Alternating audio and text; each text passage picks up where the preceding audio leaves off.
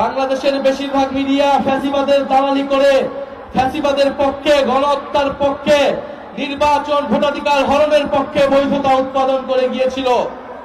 আপনারা বলেছেন আপনারা বাধ্য হয়েছেন। আমরা এখন জানতে চাই আপনারা কিভাবে বাধ্য হচ্ছেন, কে আপনাদেরকে বাধ্য করছে? জনসম্মুখে সাহস করে বলুন, আমরা আপনাদের পাশে থাকবো।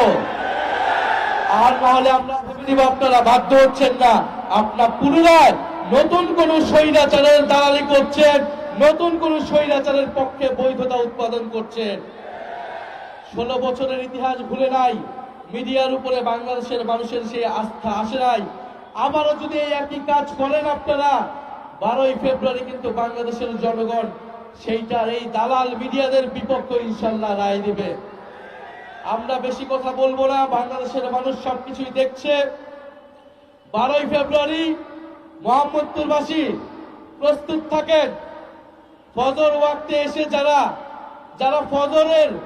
ফরজ নামাজের খোঁজ থাকে না, তাহাজ্জুদের নামাজ পড়ে তারা ভোট কেন্দ্রে আসতে চায়, তাদের পরিকল্পনা কি বাংলাদেশের মানুষ জানে।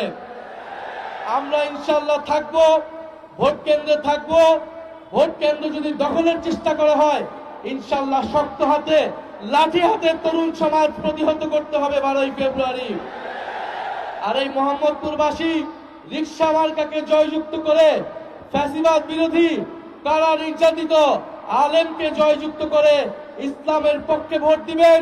গণঅভ্যুত্থানের পক্ষে, সংস্কারের পক্ষে ভোট দিয়ে আল্লামা মামুনুল হককে আপনার আগামী সংসদে পাঠাবেন।